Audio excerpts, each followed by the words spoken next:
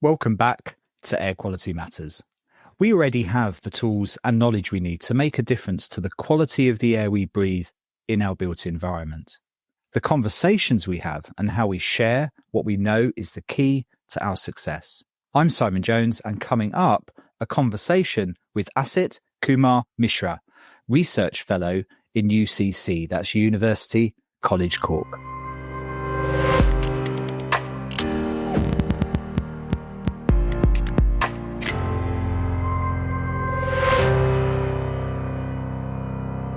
Asit is an experienced researcher who I've known for a while as a researcher in the built environment, looking into subjects right at the heart of ventilation and air quality. Currently working in public health and air quality in schools in Ireland, you can imagine we often have a lot to talk about. But it occurred to me, I've never really had anyone on the podcast to talk about research itself, not necessarily the output, but the role, how they find themselves doing this work, what drives them, gives them job satisfaction, and so on. It seems to me, at least, to be a real vocational role, something you were drawn into. So it was that I sat down to talk with Asit about. He has worked all over the world, with big names in big institutions to everything in between. It was a really fascinating insight into Asit's world, how he got here and what drives him. Recorded on location in the Great Hall in UCC, I really hope you enjoy this one. Please don't forget to check out the sponsors in the show notes and at airqualitymatters.net. This is a conversation with Asit Kumar Mishra. I think we'll naturally talk about the work you're doing, but I thought the nice angle today was about researching. About the life of a researcher, the process of researching, some insight for somebody that's done it internationally over many years in different environments, looking at different topics, all within the built environment. So, pertinent to the audience of the podcast. But I just thought that would be a really nice approach to try and work through it, because we're always talking about the outcomes of the research. We very rarely talk about the process of the research itself, and you kind of get glimpses of it when you're talking to people mid-research. But invariably the output is a paper or some further research or something. We don't often talk about the job of researching itself. How long have you been researching, or researcher, quote unquote, now, do you reckon? Including my master's, I would guess close to 20 years now. 20 years? Yeah. And outside of the textbook definition of what a researcher is, how would you describe it? Like if someone was thinking, like if you were talking to a teenager, thinking about the kind of careers that they were looking at, how would you describe research to them in general, do you think? That's a difficult question. It's something that you kind of start to do out of inertia at a certain point, because you enjoy a certain topic, because you enjoy going deeper into that topic. And then the rest of it sometimes, like at least in my experience, it kind of organically works out that, you wanted to figure out something about this, and then you got a bit deeper, and then you see that, okay, there is this kind of challenge there, or this kind of problem that a certain user is facing. So how do I address that? And you're continuing on that path because you are interested in it, you're inquisitive about it. And at some point you come out with some findings which might be relevant to a user, or some relevant to other colleagues that are working on a similar field. And so that's essentially kind of research. So you kind of fall into it. It's one of these things, very few people set out to be a researcher as such. What are they? They're generally studying within a certain discipline. In my case, it would have been engineering. So I did my undergraduate in engineering, and because at that point of time already I knew that I liked to be in this domain, like science, maths, from your school days, and then you figure out, okay, engineering is a nice place to be. It has applied aspects to it, and specifically in India, the engineering colleges, they generally give you a pretty good exposure to the different possibilities that you might have. Like I have friends from engineering days who are in administrative services, who are business, like they set up their own business, who are writers, they have their own TV show and quite successful with it. So you have a very different kind of mix of people there. So it's a nice exposure to come in contact with all this different kinds of friends, colleagues, classmates over that time. So that's one of the reasons why I chose engineering. And then, look, okay, engineering is technical, so I was a mechanical engineer by training. And then you start focusing on specific aspects. Like during my undergraduate, I was focusing on kind of by choice and by kind of an inclination, by an attraction on aspects related to thermodynamics and heat and mass transfer. So those things, when you go up a bit, then that leads to things like ventilation, air conditioning, refrigeration, so this aspect. And then those things, as you go to a PhD, that translates towards buildings. So Yeah. that's kind of a circuitous journey of how you end up researching about buildings from being a mechanical engineer. So would it be fair to say most researchers' first exposure to research proper is during PhD? Do you think? No, I think for a few, that it might have also been during their school life. And for most, it would be during the third or fourth years of their undergraduation. Okay. So by that time, because there will be kind of a topic that you might be working on for your graduation project. So you get some idea, like, do you like researching on that? It's not supposed to be something dramatic or add something dramatic to the existing literature, but it's just something like, it could be something that someone else has done, but I'm trying to recreate it as part of my graduation project. Yeah. But that gives you an idea that is this something I could feel good about doing, but in more detailed or in more innovative situations, working on something more innovative than just replicating someone else's work. Yeah, that's really interesting you say that. And I guess at that point in education, it's the first chance you've really had at a bigger scale to apply the knowledge you've been learning all the way through school and college. And now you're towards the end of college, you're starting to take on a project and starting to, even if you're trying to replicate something that's been done before, you're going through the process of research. Exactly. and the application of science or engineering or whatever it is you're doing. And do you think the success or failure of that first exposure to the application of the knowledge is very important on whether somebody can see a path in research?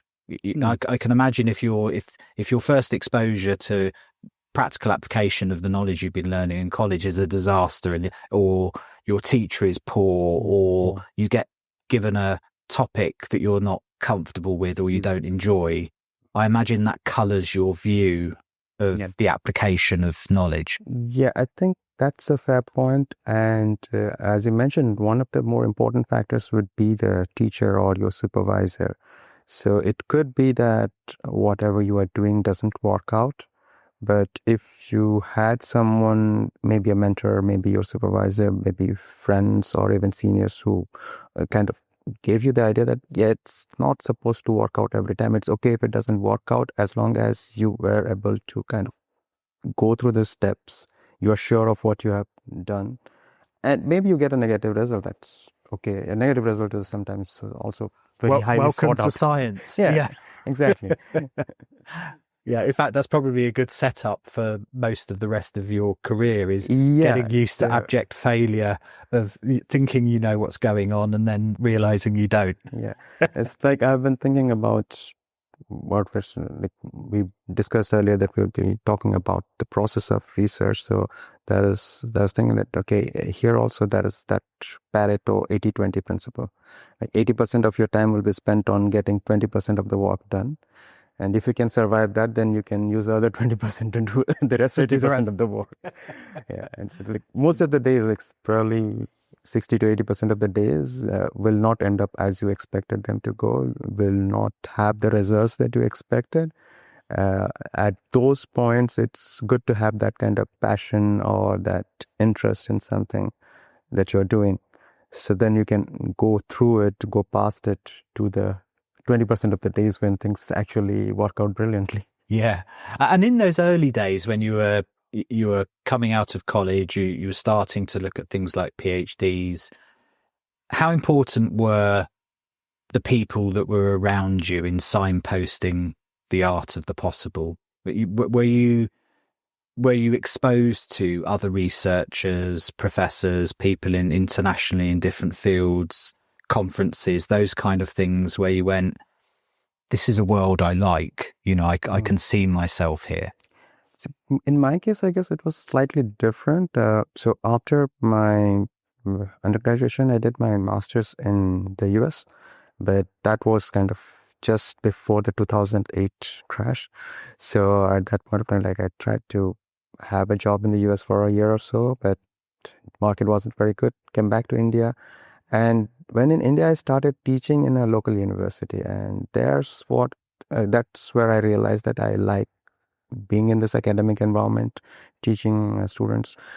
There I had a colleague who was working on something quite different. So he was working on biofuels for diesel engines.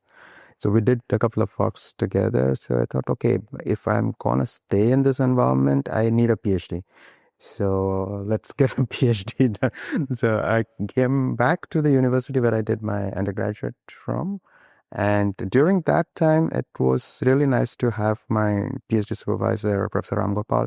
So he gave me a lot of freedom as to what I could work on. Like the topic I worked on, he didn't have any other students working on that topic.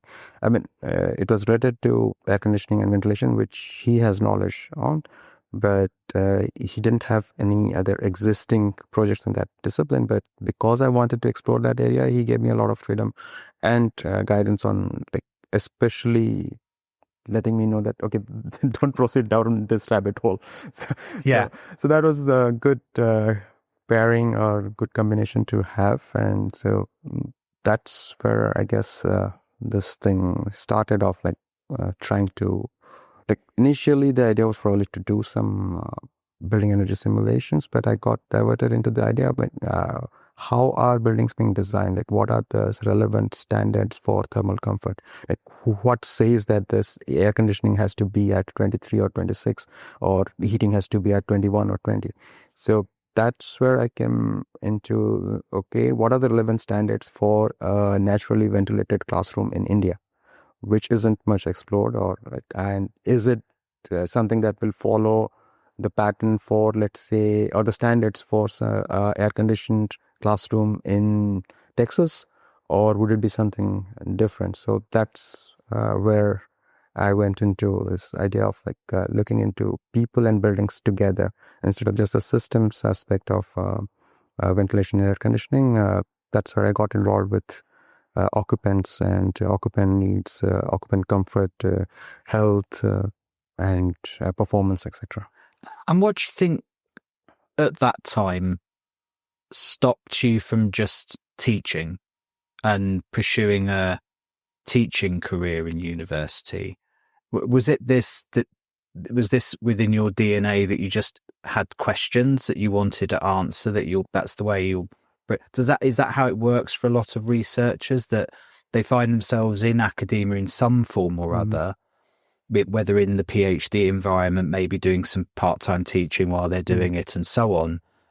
And do you kind of have to make a choice at some point that my focus is going to be research and I might do some teaching, or my focus is teaching and I might do a bit of side research? Or, do you find people tend to go one way or the other at some point? In most, most of the larger universities, it's difficult to have a clear distinction. You will have commitments both ways. Yeah. I mean, teaching, or at least student supervision, and as well as research and leaving about the administrative stuff. So it's difficult to have a clear distinction amongst people in the university system. Sometimes you might have like the technical universities, sometimes you might have a more clearer distinction between what people are doing, if they're focusing on teaching or kind of training, or they're focusing on research. But it's more difficult to have a clear distinction like that. So. And do you do any teaching today? Is that still part? Are you almost entirely focused on research? It's mostly almost completely research, because right now I'm in the school of public health as an engineer, so there isn't really a subject I could teach to the students there. There are some student supervision commitments still, but they aren't really teaching in the classical sense. And what did you do your PhD in the end? What was the topic? Title, if I remember vaguely, it was Thermal Comfort of Naturally Ventilated Classrooms in the Hot, Humid Climatic Regions of India. Okay, interesting. Yeah, and a subject that's still being discussed today, that one, I'd imagine. Yeah. And when you'd finished your PhD, then was it a case of connections you'd made and research that you'd done led you off in certain directions, or were you sitting there after your PhD looking at posts online and thinking, where could I work? I mean, how did you go from that kind of, I guess, fairly common line to education to a PhD, doing some research, doing some teaching, to being the journeyman that you've been since, working all over the world, researching all sorts of topics in the built environment?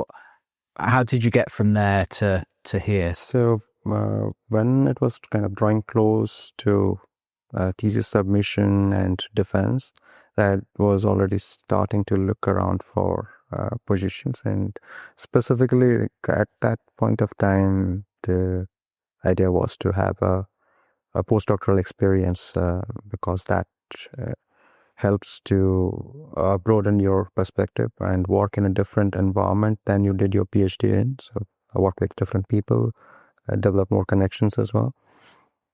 So at that point, I was looking around, and I got in touch with Marcel Lomans in Technical University of Eindhoven, TU Eindhoven. And there were commonalities in what the kind of work that I had done for my PhD, and so I had applied for that position, and that got through. So that's how I ended up in Eindhoven, and then I've been around a few places since then. Yeah, we were discussing before the podcast a few days ago, and then you'd mentioned, I think, DTU at some point as well, I think, wasn't it? And so the order would be Eindhoven, Aalto University, Singapore, back to Galway. Then, as part of my current work, I'm a guest researcher. I was a guest researcher. Oh no, I am. Correct. Technically, I am. But I was in DTU in 2023 and 2024, and then I'm back now to UCC. And what's a guest researcher? So a guest researcher is essentially someone the university is not paying for. Okay. But he has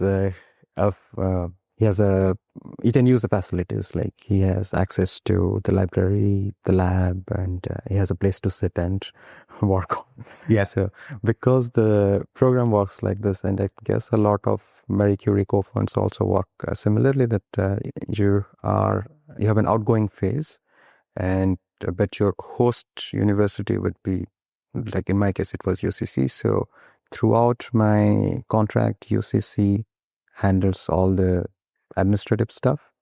And for DTU, it was just that I was going to be working there with Paul Wargoshli. And so their commitment was that they will provide me a space and let me have access to any facilities that I might need. Oh, brilliant. Okay, that's interesting. But principally, you're employed by the host university. Yeah. And you say you've been doing this for nearly 20 years now, you reckon? I included my master's degree time as well. But I guess so. My PhD was defense was in August 2015. So just about 10 years now. 10 years, yeah. I mean, these days, that's a long time in any discipline. What's the motivation for you personally in research? There must be something in this that you get out of it from a personal satisfaction perspective, because we'll come on to the process, but I imagine it's a grind at times trying to do the work. So sticking anything out for a decade or more means something's motivational in it. What do you think it is about research, or perhaps the discipline that you're looking into, that keeps you coming back for more? I guess in my case, it was good to have a topic which is so closely related to people. And there is often a very clear and direct impact of what we do on the life of people, or how a building might be designed, or how people might be operating their own homes. So that's what keeps me interested in this, and so helps me get through those 80% of the days. So knowing that there can be quite direct impacts of whatever we find in this. I guess there was also an added inspiration during the pandemic, which is kind of an odd thing, but at that point of time, as you know, a lot of people were interested in air cleaning, ventilation, and so I was active on social media those days, and I have kind of dealt with people even one-to-one, as to, like, someone had an infection in their home and they wanted to ask about how should I run a fan or open windows to minimize the chances of others getting infected. Or someone had a elderly person in their home and they wanted to check what should I do, so that, because I have to work, how should I make sure that I lower the chances of me infecting my parent or grandparent. So these are the kind of situations where you can very directly provide some of your knowledge from the findings that you know. Some of the findings that seemed pretty simple and trivial until that point, but the kind of use it comes to be like the level at which it's useful to people, and the things that people can be grateful for. That's also an inspiration.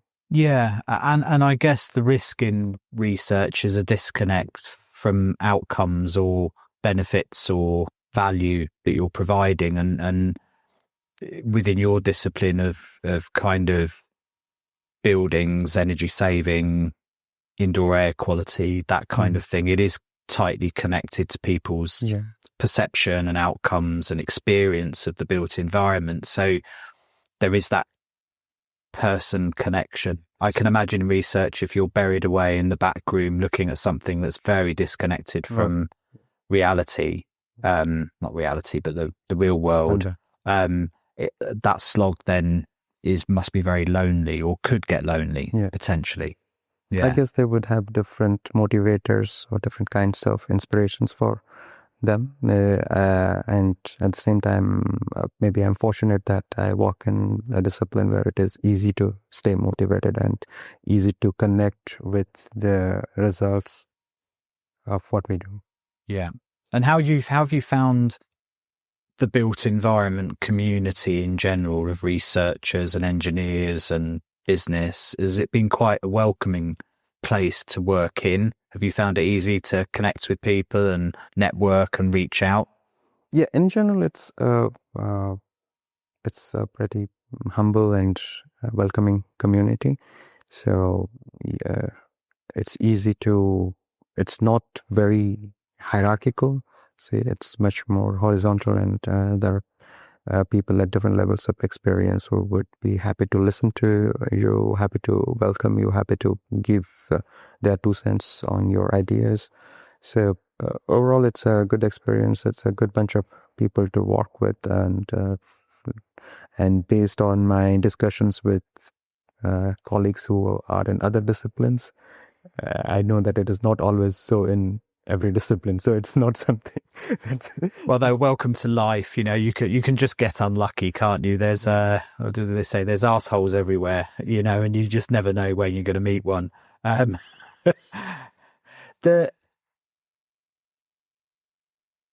overarching all of this, I mean, like we said, you've been in kind of energy saving and air quality and thermal comfort.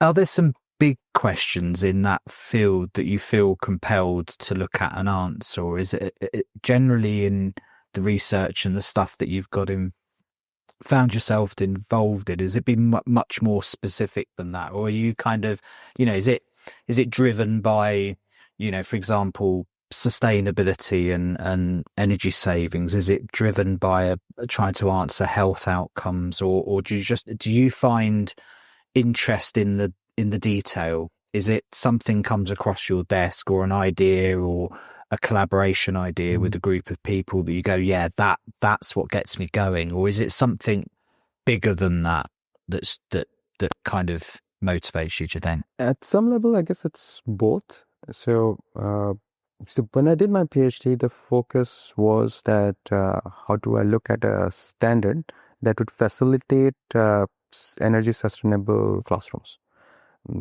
During my first postdoc in Eindhoven, working with Marcel and Jan Hansen.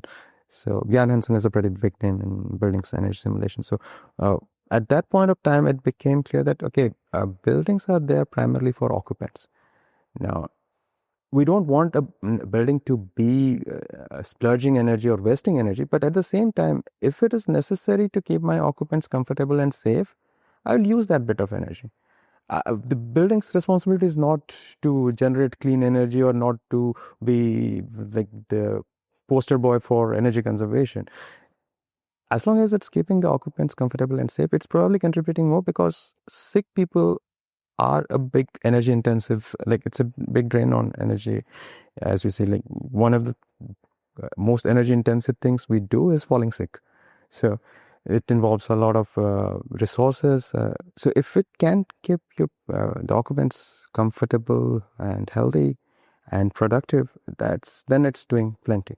So that's the overarching goal that I have had. Instead of focusing just on a sustainable building, like I could make an excellent sustainable building which is just a half of a spear, no openings, but that's not going to keep my people healthy or happy. And then there are certain opportunities that come up for collaboration, as you mentioned. So which kind of catch your eye, and like currently I am working as part of the Dorothy CoFund scheme, and the idea of the CoFund scheme was to have interdisciplinary research to address challenges of public health of the future.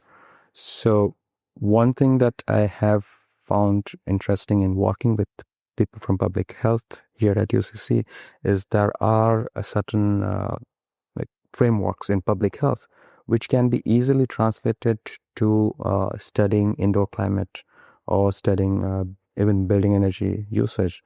So which would make our research much more applicable, and it could make our results more robust. And at the same time, we don't have to reinvent the wheel. There is already something existing. So that's a nice kind of combination, cross-disciplinary cooperation, which is always attractive as well. Yeah, it's interesting you say that about that multidisciplinary aspect, that's the same in research as well. There's different lenses that things are looked through from different disciplines that's very difficult to comprehend unless you're having discussions with those people. It was one of the most informative times for me, actually, was during the COVID period, working with public health people, starting to look at air quality through the risk lens, where you didn't have all the answers, and that you found certain parts of the environment were able to react very differently in a space where we didn't have answers, because they were used to working in that environment. Risk is a very different space to work in than absolutes and thresholds and those kind of things. So that's fascinating that you say that as well. How over the years, how have you found yourself doing certain research? So has it been that there's already a question being asked as part of a cohort or a group, and you're invited or apply to answer that question? Or sometimes have you thought of things that need answering and develop that research from scratch? Like, how's it generally work for researchers out in the world? Are they given research to do generally, or are you developing that research almost completely from scratch yourself? It would be a combination of both, and also it depends on what level are you at. So during PhD, you could have some initial input from your supervisor or colleagues or other professors in the group. And then you are supposed to build upon that to create something of your own. During postdocs or as a researcher, so it could be, and it often is, that there is already a funded project which has certain specific goals. And because your research interests intersected with those goals, so you have been hired for that, and then you are supposed to focus on addressing those specific goals. Now, you might have your own creative ways of how you decide to go from point A to point B, or how you are able to answer those research questions that were important for the project. So there's that kind of independence there, but at the same time, there might be a framework that, there are certain deliverables that need to be achieved. As you grow in that, at my level, it's a combination of so there could be specific projects I'm working on with collaborators where there is a defined research question, which maybe we came up together as a group, or maybe they already had something going on and they have invited me in because there is a challenge that they faced where they know I have an expertise. Or it could be my own project, like the one that I'm working on currently, so which we developed from scratch, that, this is something that needs attention, like trying up public health and classroom designs or classroom indoor climate. So that's something then you work on your own. It could be something very small, like the project that we had in Denmark. So it was because I was going to be there for 18 months. So it was supposed to be a small project where we had the idea was that, probably whenever we go to classrooms, the research is kind of becoming like helicopter research. Like we go in, we put in some sensors, we say that, this is going to monitor this, and then we take the data and go back. Sometimes there is also some feedback from the children. But in the process, what do the schools or the children or the teachers gain? We can say that this will probably contribute to better standards for classroom design in the future, but what about those students in the classes that you visited? So we decided that, let's make it more interactive. We'll just talk to the students. And the teachers were also interested in the sense that they don't just come to talk about your research. Talk to them also about what you do as a researcher and how do you become a researcher. So that's kind of inspiring them towards STEM-related activities. Yeah. And then you can also introduce what you're doing, why you're doing it. So then you did that, made some measurements, went back with the measurements to the children and showed them that this is how your temperature in your classroom varies, or how the CO2 in your classroom varies. And then got some feedback from them as to what they thought, why it might have varied this way, or maybe the sun was shining, or maybe we left the classroom, so that's why it has fallen. Or one day the PM levels were high, whereas the outdoor PM levels were low. Why is that? That was the single day in the entire 2-week monitoring period while the PM levels are high. And that's because apparently they were dancing in the classroom. Their children were dancing in the classroom. And we would never have realized that the PM levels were high because of that. We would have probably thought that there is something wrong with the sensor if we didn't talk to the children. Yeah. And so that's how it panned out. I mean, it's probably not going to lead into any publications. That wasn't the goal. It was just to have this kind of more cooperative approach to studying indoor climate in classrooms, so that they don't feel that they're not part of the process. Or I guess there's always a balance there, isn't there? And I've had this conversation with Henry Burridge talking about the SAMI project in the UK, where the challenges of citizen science and how much you get people involved in it, because sometimes your research is observational. You don't want them to react to the process that's going on, right? And other times, ethically, you may be obliged to let them know that certain environments aren't healthy and so on. So there's all these complex considerations. And that reminds me that's a good point.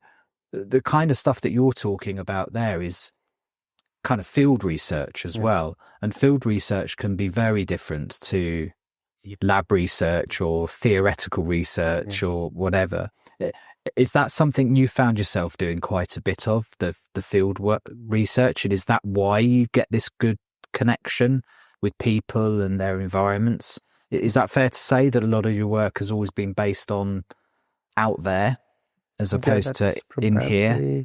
Correct. So, but of course, it depends on certain situations, like where I am working, how much can I go out in the field. Like if I'm doing my work in when I was in Netherlands, there is a language barrier. Like I can't always go into the field and expect to be understood. So there are certain limitations like that which will be there. But yeah, I have done a fair bit of field research, like through my PhD and my postdoc days as well. It has its own challenges.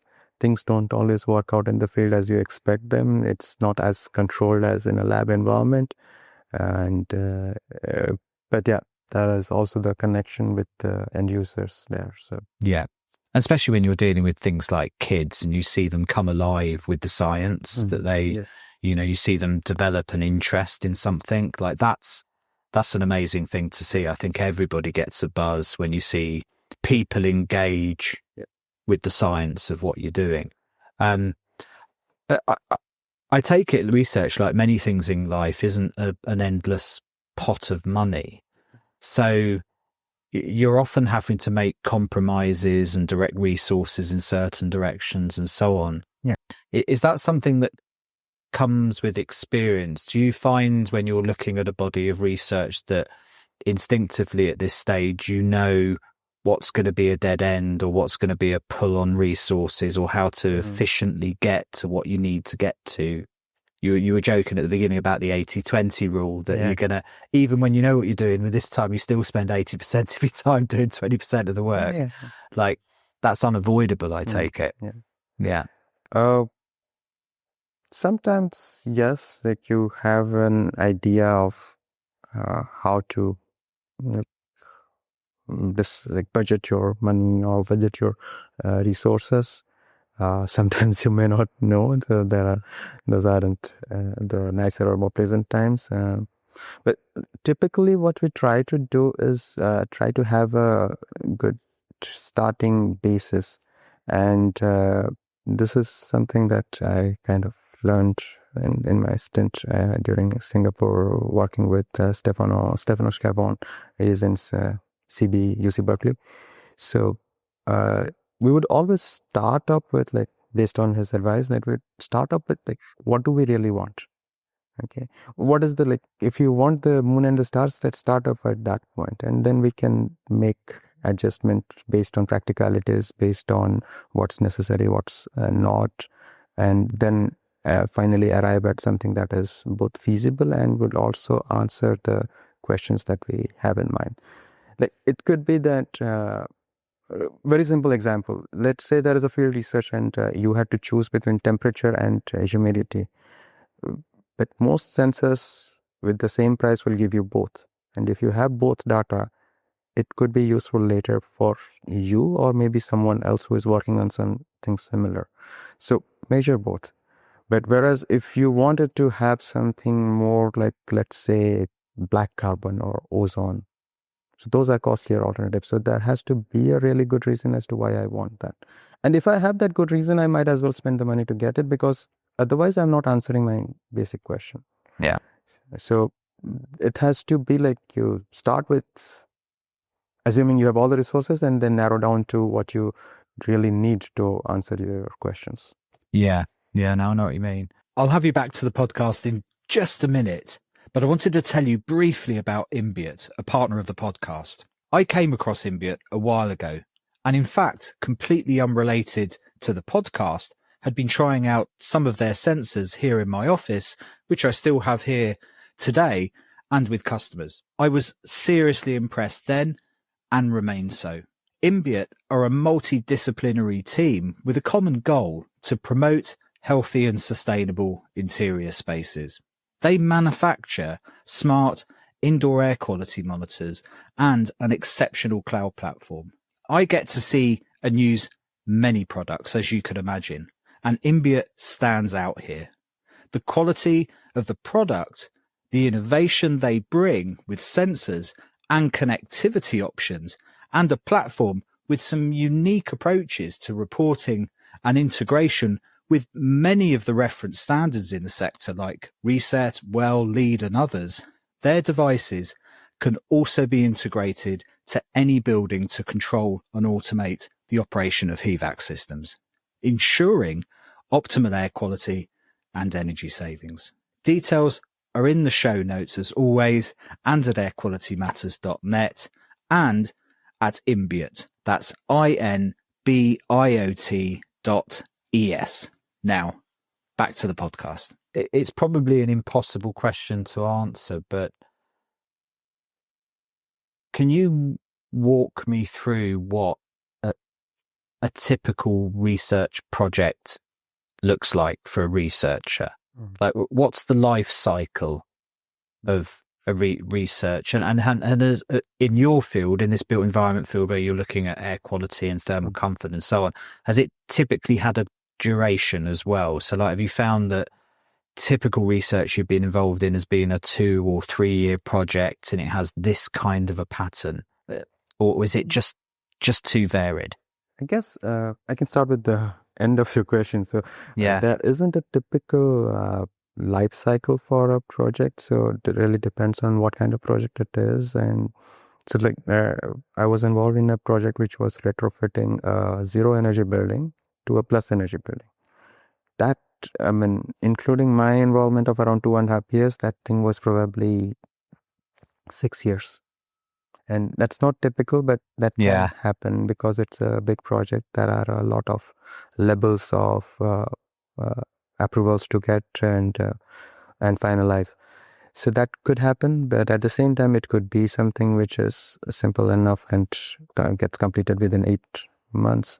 So typically, when you would start off with, or rather, let me put it this way. So we have this overarching goal of looking at healthy, sustainable buildings. And so within that, we would have some ideas we're passionate about, like the one I was talking about, like so classroom studies, but with engagement of the children. So that is some idea that I had in the back of my head, and just a few paragraphs of it. So maybe you write it down. So that's a good idea. That's something Jan taught me, that so whenever you have an idea, you make a note of it and have kind of a SWOT analysis of it, like have it there ready, so that the next time some funding opportunity comes up, so the next funding opportunity comes up, you say that, okay, this idea fits with this opportunity, and I could get so much and such things done with this funds that would be available. So then you start kind of expanding on the brief idea that you had. And it's always a nice thing to have a attractive acronym at this point. Yeah, so you can, something that sticks. Yeah. And so and then you... which is rare, I've found in research, people coming up with names that people don't go, really? You couldn't think of something better? The curse of research is people coming up with poor acronyms. And so then you expand that a bit, try to align your idea with what the funding body or funding organization wants, and hope that it gets through. And that's a good point you raised there, actually. And I suppose none of this happens without money. And like the starting line is, can I get somebody to pay for this idea? Isn't it? And so whether you're fitting that idea within a frame of available research funding that becomes up from time to time from certain bodies, or a particular university is looking at a particular area, or has a school that's looking at a particular area. But that's point A, isn't it? Is like, yes, I've got an idea, but ideas are only ideas until somebody's prepared to put some money behind this. And that will frame what you can do, I guess, as well, the available funding. I mean, I guess it's a good thing, as we discussed previously, that this area of research is quite kind of in contact with the end users. Yeah. So generally, the ideas that we would have has a relevant end goal or a relevant endpoint with, okay, these are the users who would be affected, or these are the users who want a solution to this problem, and this is what it would be, we'll be providing them with. Yeah. So that helps in a lot of the situations of obtaining the funding, because we can convince that this isn't something that we just dreamt up of. This is a real situation. There's a problem that exists, and this is how we intend to address it. Yeah.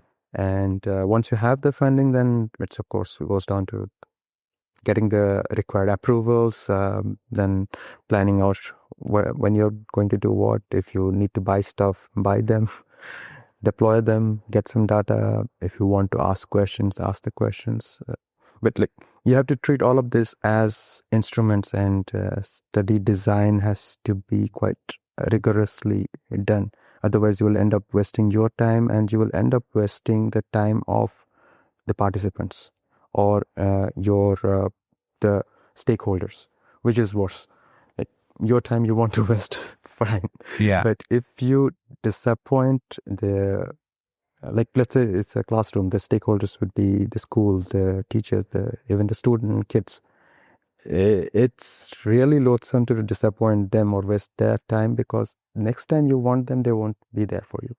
That's a really good point. And Sarah West made that point really well in the podcast. She's a citizen science specialist, and she makes the point that there's got to be something in participation for people. Yes. People will only participate so many times if there's nothing in return. And if you make that experience bad for them, then you're much less likely to be able to go back to that well to do further research.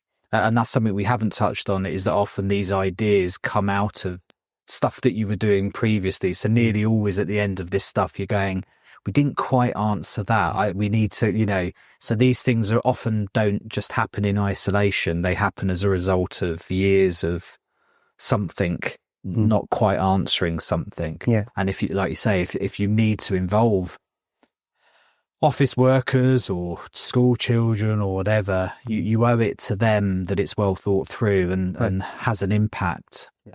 Otherwise, you can't encourage people to participate. I mean, it could be something, it doesn't always have to be something physical or monetary that they gain from the experience. It could just be that you are paying attention to what they're saying, you are taking them seriously, and you're not dismissing them outright. So even that experience that, yes, we are being heard, our voices are important to this field, to this research, that also helps. It's just to create a conducive environment, create a kind of a safe environment where they can express themselves, where they feel that their experience, their perception is important, and they're not just there just to complete this and somehow tick some boxes. Yeah. So and as Sarah said, it's very difficult sometimes to anticipate what people are going to get out of it. She had a body of research. I can't remember. It was looking at mushrooms or butterflies or something, where they were getting participation from people. And the thing that most of them reflected on was that it got them out of the house and forced them to go for walks, and they enjoyed being with nature. So the benefits they got from that citizen science wasn't what the citizen science thought they were going to get out of it at the beginning. But if you're engaging properly, what you don't want is that poor rigor, meaning you don't get outcomes out of it. You want something at the end of it. And I guess at the end of all of this, you're trying to answer questions. Invariably, you have to write this up. So if you've not done it properly, it's going to be critically reviewed anyway, particularly if it's peer reviewed. So you're under pressure to have something that's I'll tell you something funny. So apart from the peer review part, or apart from getting it published, if you haven't properly done it, you will find it difficult writing down yourself, because you would have forgotten what you did. It's like, starting from the application of the grant to the end, even in a small project, it could be a year. And if you do not have this kind of steps of how you did it and what you did, when you write the final report, it can get quite tiresome. Yeah. What's your favorite bit of research? What's your favorite part of research? Where do you find yourself in the purple patch where you're loving it and this is why you did it, compared to the bits where you're for Friday evening at 10 o'clock going, this is a shit job. Why did I ever do this? This is, what's the bits you really enjoy? Where are you on fire in research? It's kind of counterintuitive for me because, I am, in most of my normal life, I'm introverted. I'm actually on the spectrum. So I don't really like a lot of human interaction, but the only time I do it and I love it is when I'm talking about this kind of things like public engagement. So that's one thing that attracts me. The other thing is looking at data. It's kind of an odd thing to say, but it's sometimes like even data that has been gathered as part of other projects. So it's especially with the kind of computational tools that we have available today and the kind of experience that I've gained through working with people from different disciplines like psychologists, public health specialists, engineers, architects. So sometimes that gives me that kind of multiple perspectives to look at the data, which can be quite fascinating. So I don't know if I should say. So this is something that's under preparation right now, but commonly the idea was that thermal comfort is normally the modeling it's kind of a linear thing. Like, so when you're moving from, let's say, cool to slightly cool, it's the same response that would be required from slightly cool to neutral. That's how the typical model has been thought of, especially for field research. So recently we're looking at field research data, but from the idea that why should that be true?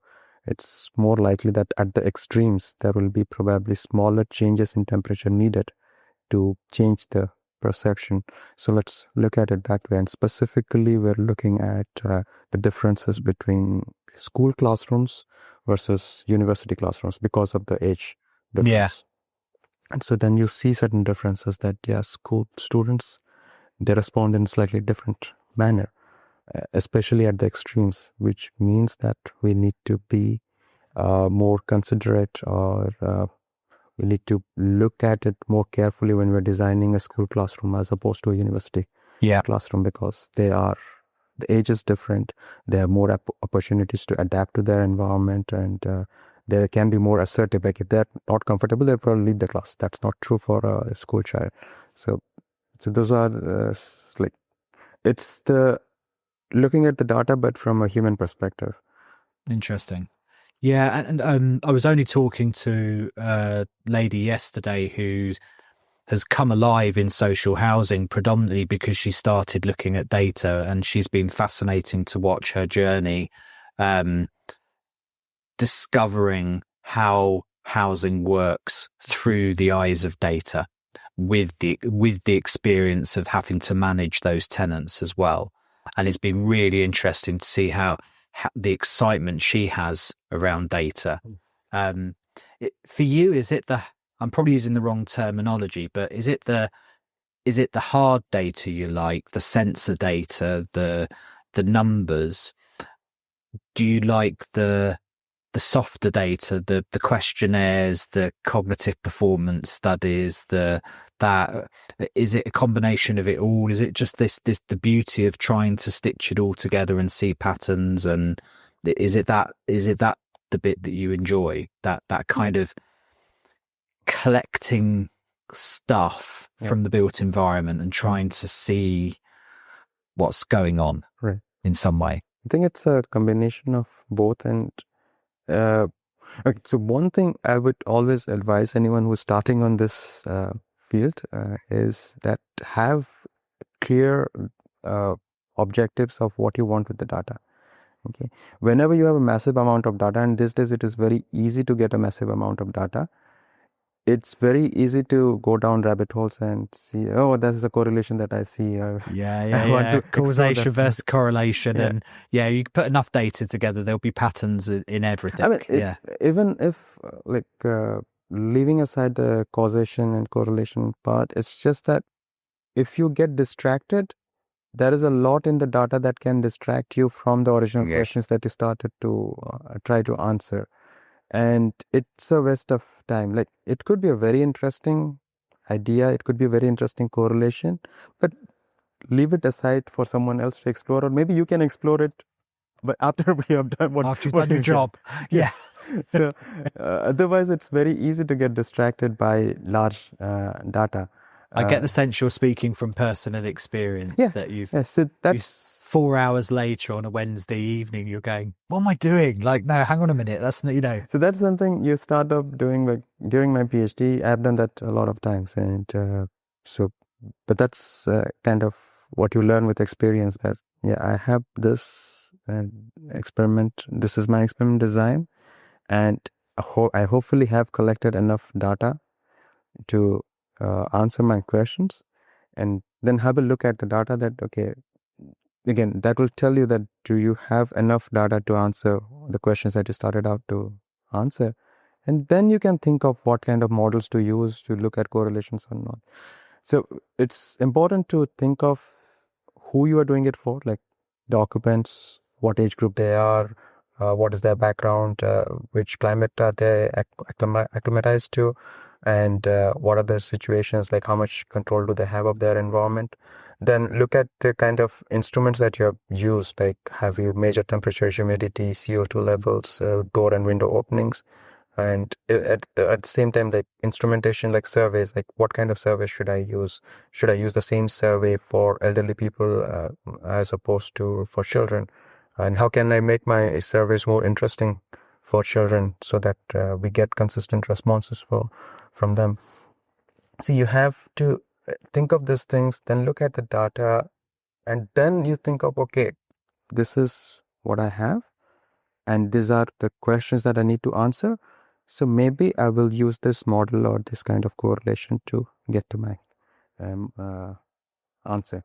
Like before you even looking at the data, or before even considering who your end users are, if you fixate on a model, or if you fixate on a process that, I'm going to find a correlation, I'm going to then do a linear regression, and then I'm going to have a model. So that kind of, it may not work always for this kind of this field where it's very much involved with occupants. It's not just buildings, it's not just inanimate HVAC systems. It's a combination of the built environment, the systems, and the people. Yeah, and I think that's what makes it eternally fascinating for people, is that mix of scenarios. I was fascinated to hear you say you enjoy, particularly somebody maybe not as that comfortable communicator talking, that you actually enjoy that part of it. Unpack that for me a little bit. Is it a sense of achievement in communicating results? Is it that invariably you're connecting with other people in the field when you're talking about what you're doing in research and so on? Because communicating in science is one of the things, is why I exist doing the podcast, but it's one of the things we don't do very well. We're very poor at getting this knowledge that we're learning out there in ways that's meaningful for people. What do you think it is that you enjoy in the communicating your work piece? So this, like, I once heard a TED talk where the person speaking was, I related to him because he said that I love giving a lecture, but then after that I need 30 minutes of alone time to recover.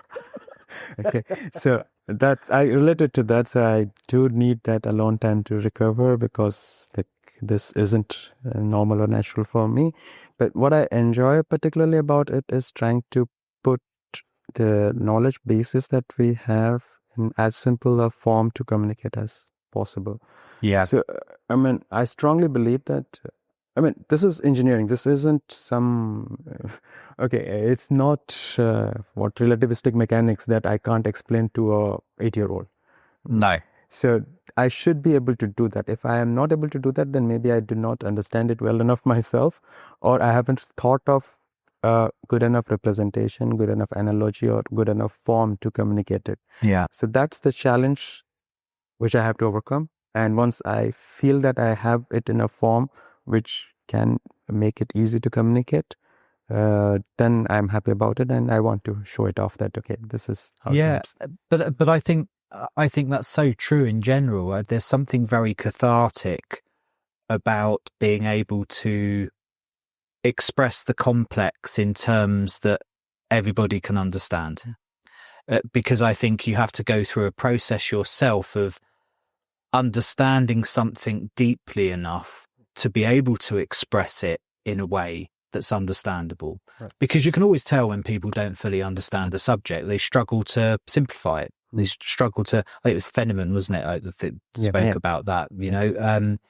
I think it is a generally very cathartic thing to be able to do, and a process you have to think about if you're going to do properly. Right. And we see people do it poorly. You know, there's plenty of academics that can't bring it down and communicate it at a level where you inspire or you generate ideas, because we do that through storytelling and through simplicity and plain English. We're never going to do that with a big equation on a board, you know, showing off. You know, nobody. Although I did notice, actually, I was at a conference there the other day, and somebody put up one of those ridiculous equations on the screen that only people that don't want people to know what they're doing put up on a PowerPoint presentation. I took a photo of it and I uploaded it into AI and said, could you explain this for me simply? It looked at the picture, understood the equation, and presented it to me in plain English in a way that I understood.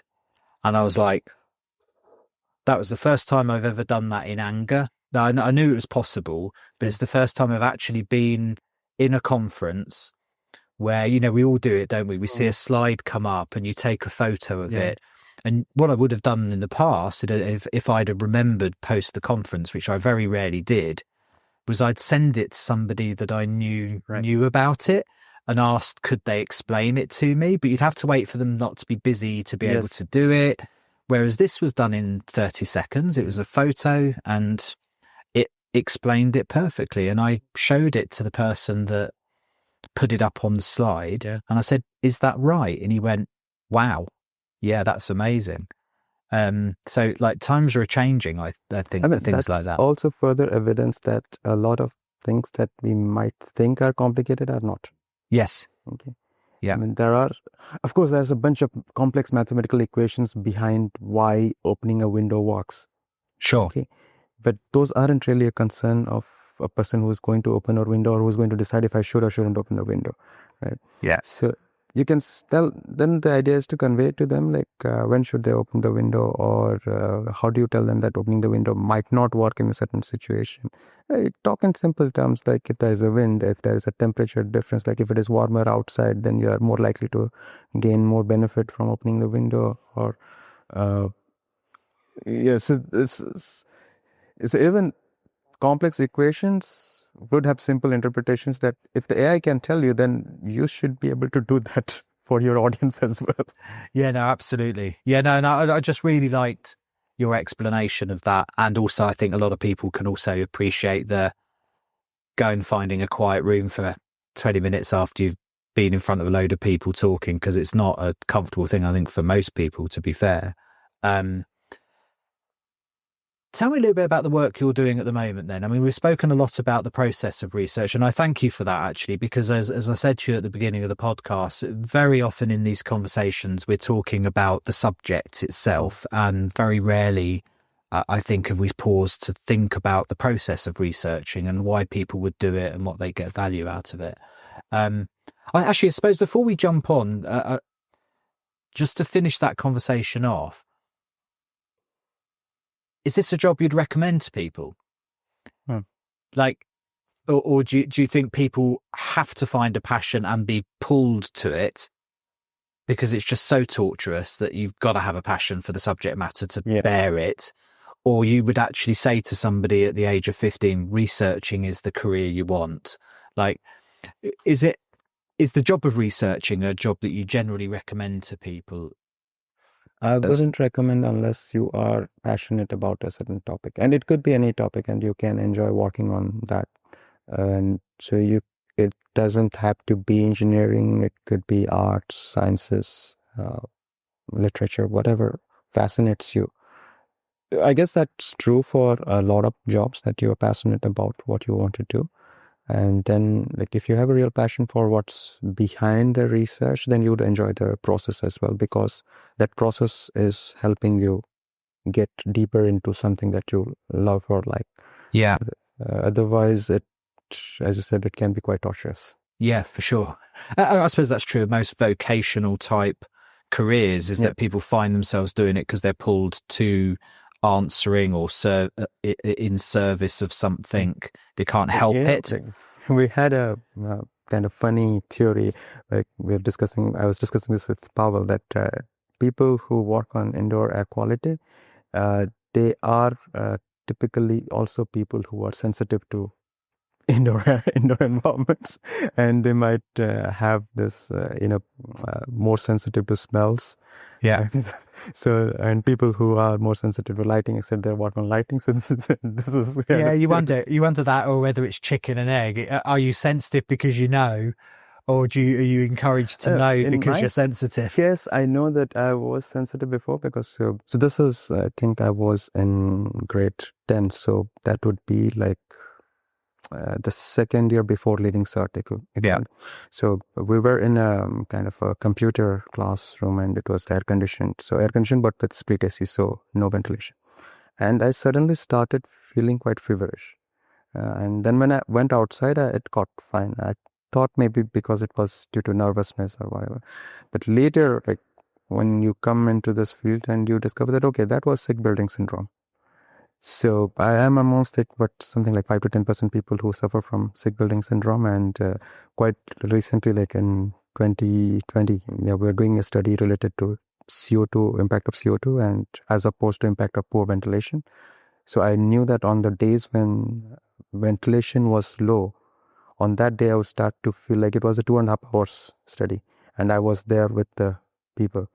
So by the end of on the days where the ventilation was low, I would be feeling feverish, I would be having a headache. And once it is over, so I step out, stand outside for 15 minutes, I'm all good. So yeah, it's funny when you look back, isn't it, with the knowledge that you have. Yeah, obviously this stuff seems so obvious to you now. Yeah. What are you working on now? What you mentioned it, you're doing work with public health. Yeah. What's the purpose of the research at the moment? It was in 2022. So the research I learned, I think then it was Irish research, whatever. So HRB, EPA, and Research Ireland, they came together to along with MSCA. So they had this idea to start a funding scheme, and it was called Dorothy Co-Found Scheme. The idea was to have cross-disciplinary research to look at on handling the challenges related to public health in the future. I guess it was inspired by pandemic, and during pandemic, a lot of different disciplines had to come together to face off the challenges. So the idea was that let's get started on preparation rather than just being responsive. So there we made a case that public health is impacted by your indoor environment, specifically from our experience, indoor climate related to thermal comfort and air quality. And so let's look at what can we do specifically for classrooms in terms of the design, so that we can be better prepared the next time there is a challenge to the indoor climate of our classroom. So that, like, if we are faced with a challenge like a pandemic, or let's say a forest wildfire, the quick solution should not be that we shut down schools. The longer term investment, or the goal should be that we have classrooms which can deal with these challenges. Like Interesting. So is that kind of moving towards things like they did with ASHRAE 241, like these kind of responsive, preparing to be responsive to events? So, certain modes that a school might have a normal mode and then have a pandemic mode or whatever it is. So you're looking at that kind of a thing, are you? Yeah. So it could be related to, like, once we started looking at it, so it was apparent that yes, you can have certain engineering measures, like you can have a pandemic mode, or you can have a forest fire mode, or you can even have a heat wave mode for a classroom. And at the same time, to support these engineering interventions, you would need some kind of guidance related to management and policy in place. Like a school could have someone who is responsible for these aspects, like let's say periodically monitoring the air quality in a classroom, or making sure that whatever are these instruments, let's say air filters or sensors or UV lights that are to be used in emergency event, they are in proper order. And then there's also awareness amongst the students and teachers as to what's important about air quality in classrooms, or what affects those aspects. So is there a goal to have a certain output from this then, or is it just a general research into the area? Is it like a grand literature review in a way, or are you actually trying to answer a specific question or have a particular outcome? The outcome that we want to have would be kind of a matrix of solutions that we recommend that, okay, these are, let's say, policy related measures that need to be implemented. These are like everyday managing the building related measures. These are certain active measures that you might have. These are certain passive measures that you might have during design phase or during operational phase. Interesting. And then based on your situation, based on what's available to you, based on your resources, you can choose something that's appropriate for your case. So there is, as part of this fellowship, there is also a secondment to the Department of Education, where hopefully we get to know more about what goes into design guidelines for classrooms, and how it could be improved, or how we can make some changes to that based on what we have found.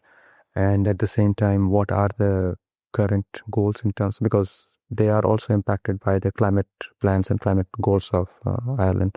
So it has to be a synchronization between the energy related goals and health related goals. Otherwise, neither one is going to work. Yeah, interesting. And is it, how multidisciplinary is this particular research? You've got public health people in there, Yes. also kind of EPA type people as well. You've got yourself engineering and environmental science in there.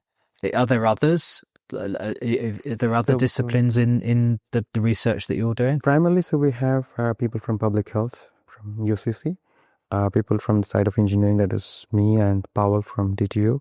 And then you have on the policy and implementation side, the Department of Education's their planning and building unit. So these are the three major pillars of this. Interesting. And is it just Ireland focused, this particular research? Because you said Pavel was involved in it, though. So Pavel's you brought in to look at the Irish context. Okay, interesting. So we hope that whatever we come up with, it would have more wider applicability, because of course, there are other similar climates to Ireland which should have similar requirements. But at the same time, because this is primarily a Irish funded project, so our focus will be on classrooms here, classroom design guidelines, the Department of Education of Ireland. So yeah. And how far into the research are you now? How far into this process is this your full-time job at the moment? This particular body of research. How far into it are you? About 1 year left. 1 year left. Yes. Okay. Oh yeah, because you said it was running from about 2022. I think that's when the 2023 to 2026. Yeah. Okay. So finishes in 2026. Okay. Yeah. I mean, so they have part of the same program. They have had at least 2 cohorts of researchers. So there will be people who were recruited later, and they'll be finishing later as well. It's a 3-year program, and so I was part of the first cohort, and so for me it would be May 2026. Yeah. And it will culminate in a report to the government and EPA, or the body that pulled this together, or will it culminate in academic literature? But what will the outcome of this research be, do you hope? Will be, we had actually three things in mind. One would be academic literature, so we are some way into that. The other thing would be, along with Department of Education, if we can have some kind of policy briefs related to design or even operation of classrooms. So that's something that remains to be seen, like how well we can contribute to their ongoing process. And the other was related to communication to the general public. So where also I would like to think that we are pretty much in a decent place, because during this period, it allowed me to work on pieces for the RTE brainstorm, pieces for conversation, so which just delve into like basics of indoor air quality. And also, like, typically we start up with set up the situation, set up the problem, and end up with a few guidelines, a few simple to follow ideas, simple to follow rules that can help you improve your air quality or improve your thermal comfort. So yeah, just today I was thinking that, okay, it's rainy right now, but last week was unusually warm. Next few weeks are also going to be unusually warm, and this summer probably, like the past years, is also going to be the warmest year on record. So one of the pieces that I did for brainstorm was related to how to stay safe during a summer. Like, even if the temperature is not going to go beyond 30, but that's unusual for Irish weather, and that is enough for like children or the elderly to suffer from heat stroke. So what are the simple preventive measures that you can take at home or at offices to stay safe? So I should probably repost it. Yeah, interesting. Was there anything else particularly you thought might be useful to discuss today? That's it. We talked about healthy buildings in India on the short video, so I don't think there's any need to go there.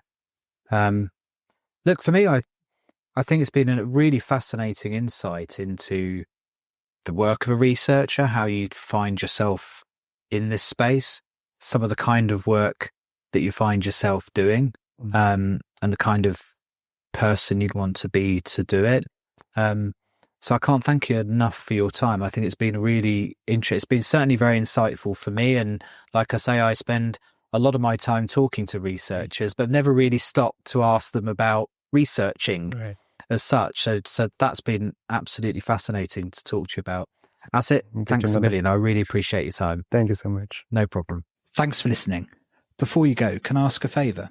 If you enjoyed the podcast and know somebody else who might be interested, do spread the word and let's keep building this community. This podcast was brought to you in partnership with Erico, ACO, Ultra Protect, Imbiot and 21 Degrees, all great companies who share the vision of the podcast and aren't here by accident.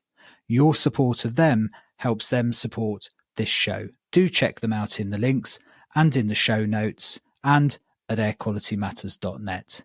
And don't forget to check out the YouTube channel by the same name, with plenty more content due to come on that channel. Thanks very much. See you next week.